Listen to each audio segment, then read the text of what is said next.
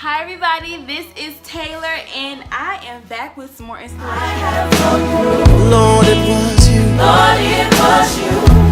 Through the heartache, through the trial, through the tribulation, Jesus. In the other previous videos, I had been talking about the story of Joseph, and I am still on the story of Joseph. This little message today that I received from the Lord is a message for you and your haters. Joseph has some haters. His own brothers were his haters, and they were selfish, they were conniving, they had bad motives and intentions, they were evil at heart, real talk. And they betrayed their very own brother in an attempt to get what they wanted, because they were jealous of Joseph and they were jealous of their father's love for Joseph. So, I mean, I guess their whole point was, we're going to make sure that we can have our father's affection back, and this so-called great brother of us can be gone and disappear. They didn't get anything from that. If we can go back to after they told their father that Joseph had died, they tell their father, who they love, that their father's favorite, most beloved son has been killed. Like, completely killed. Let's see, that's in that is in chapter 37, verses 33. He said, "My son's long garment, an evil wild beast has devoured him. Joseph is without doubt in pieces. And Jacob tore his clothes, put on sackcloth, and mourned many days for his son." 35, and all his sons and daughters attempted to console him, but he refused to be comforted and said, "I will go down to the place of the dead to my son mourning," and his father wept for him. So their attempt to try to get what they wanted caused others around them to mourn. It caused their father to be heartbroken, to mourn, to be so sad that nobody could console him. Nobody could console him. And you can tell, even after all these years, it still hurt him by the way that they guarded their other younger brother. They were like, "I am not about to see my father go through any more pain, because I already know I caused a lot already." That's how they were. So James 4:1, it basically says that you fight and you argue and you bicker with one another because you're envious and you covet what somebody else has. But the reason why you want these things is to satisfy your own selfish pleasure. It's to satisfy your own selfish wants. And you don't get what you want, so you hate and you murder and you kill. Here it is. I gotta read it all the way, because if I don't read it all the way, I mean, the word says it better than my paraphrasing, okay? Let's go and see. "What leads to strife, discord, and feuds? And how do conflicts, quarrels, and fighting originate among you? Do they not arise from your sensual desires that are ever warring in your bodily members? You are jealous and covet what others have, and your desires go unfulfilled. So you become murderers." Ha! You become murderers. To hate is to murder as far as your heart is concerned. You burn with envy and anger and are not able to obtain the gratification, the contentment, and the happiness that you seek. So you fight in war. You do not have because you do not ask. Or you do ask God for them and yet fail to receive because you act with wrong purpose and evil, selfish motives. Your intention is, when you get what you desire, to spend it in sensual pleasures.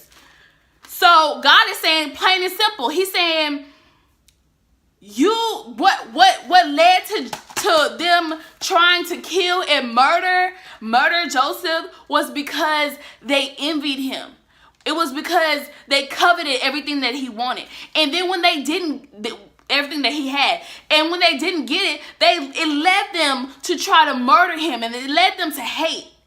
That's what happens. That's what happens when you allow yourself to look at somebody else's life, look at what somebody else has. Or this is what happens. This is what happening with those who hate you. They're coveting you.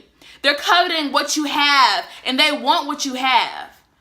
And because they can't get it, they're trying to kill you. They're trying to slander your name. They're trying to make you look dirty. They're trying to, mess everything up for you. They're trying to cause you to have all this pain. But what they don't know is that they're causing pain for themselves. So, yeah. So, that's that. All right? But the main thing that I really want to say, and like I said, this is a message for you and your haters. Maybe you're a hater. Maybe you hating on somebody. But the one thing that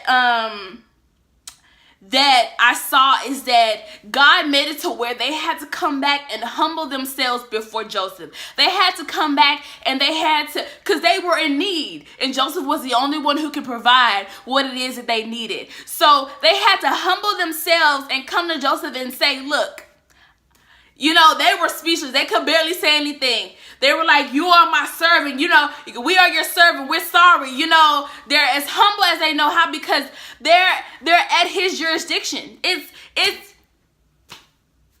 in charge. No matter how much they tried to stop what God had already ordained, because Joseph spoke it. He spoke it and he let them know, look, God gave me this dream, yo. They tried to stop it by killing him. They tried to stop it by sending him away. They tried to stop it by betraying him. They tried to stop it by rubbing away his name from their family. But God's purpose still prevailed. He still was in that high place. He was still in that leadership place, no matter what they tried to do. And Joseph came back and said, you meant this for evil, but my God meant this for good. This was God's doing. This is what God did. You had to betray me. If you hadn't betrayed me, I wasn't going to be able to be here. I would have never been able to be in Potiphar's house or Pharaoh's house. I wouldn't be able to be here. I wouldn't have made it. I wouldn't have made it without you. So you tell all your haters thank you. And then haters, I want you to know that what God is showing that you will humble yourself. You will have to humble yourself.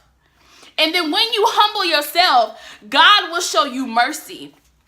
God will be gracious unto you. Because what God did was, the same way Joseph showed them grace and mercy and said, look, you didn't even know. You didn't even realize. You didn't even understand. This was God's doing. And because it was God's doing, because I understand that I'm put in this place so that I can save your life, I'm put in this place so I can actually bless you, I'm going to be gracious to you. And the same thing, that's what God is saying today. He's saying, look, you might be in that place where you are a hater. I'm sorry. You might be the one who is in the hater's shoes. You might be that person. But God can give mercy and grace even to the hater. And he did that here. Even though they betrayed him at the very end, at the end of it all, they were able to live in Goshen with their father Jacob, and all of their family and all of their livestock. And they were able to survive and be provided for by Joseph. Jacob and Joseph, cute. But yeah, they were able to be provided for. They didn't have to worry about the famine. So, a lot of times we look at it and we want to be Joseph. Sometimes you might not be Joseph. And this just might be a learning lesson for you. This just might be something that you got to learn through and see, you know what? I've been hating. I'm sorry. I've been hating. And humble yourself. Humble yourself before God. Say, you know what? I was wrong. I was wrong. I know I was wrong. And I just ask for your mercy, Lord. And just like he blessed these brothers, he can do the same for you. There was a reconciliation. There was something happened to where they were able to, although they betrayed their brothers, although they messed up, although they had evil intentions, evil motives, evil hearts, they had to get into this humble place where they did bow to Joseph. God's plan came to pass. The dream that God gave Joseph, it came to pass. The very beginning, God gave Joseph a dream that they would be bowing down to him, and it came to pass. And they had to submit to the plan and will of God, and they received mercy. Their lives were spared. They didn't have to endure the famine anymore, but they were living in a place called Goshen. Here you'll be able to see some of the information about Goshen and how it relates to this story. You haters. And I'm sorry I have to call you that. But this message comes against the spirit of jealousy, envy, strife, murder, and hatred, okay? You have to tell that spirit, no, I am not going to submit to you. No, I am not going to submit to what the plans and the things that you have placed in my heart and my mind. I'm going to submit to God. I'm going to humble myself, flee from you, resist you, and submit to God. And I am going to receive God's mercy. And then all that you will need will be provided. So,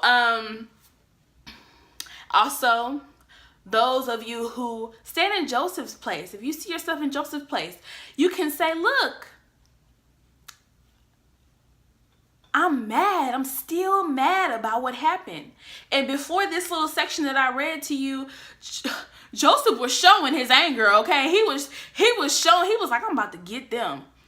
Okay, you can say I'm still mad, but then ask God, God, give me revelation of why I had to go through that. Give me revelation of your purpose. Give me revelation so that I can say, wait, hold up. You didn't do that. God did this. God is the one who did this. And he did this so that I can save lives. He did this so that I can restore people. He did this so that I can help those who will be in need. He did this so that I can help you. Okay, so just get to that point where you're like, okay, they're coming back. You know, I'm face to face with the one who betrayed me. I'm face to face with the one who started it all, who started all this misery for me. I was betrayed. Then I was sold into slavery. Then I was lied on. Then I was thrown into prison, and I wasn't guilty. Then I was forgotten. Those who I've helped, who I gave service to, who I put so much, effort in, I gave them so much, and they forgot me. And then to come face to face with the one who betrayed you. To come face to face with the one who sold you into slavery, to come face to face with the one who hated you, who didn't really support you. And then you say, you know what? God has shown me it wasn't even you. It wasn't even you. This was God's doing. So I want to bless you. All right, so I pray this blesses you. I pray this story blesses you, and I thank you for watching. If this has touched you or blessed you or gave you a little something, then I just hope that you like, comment, and let me know. What did you get from this, or what did you get from the story in itself? If you read it, just give me some insight. Let me know. I can learn from you. You learn from me. The Lord, speak to all of us.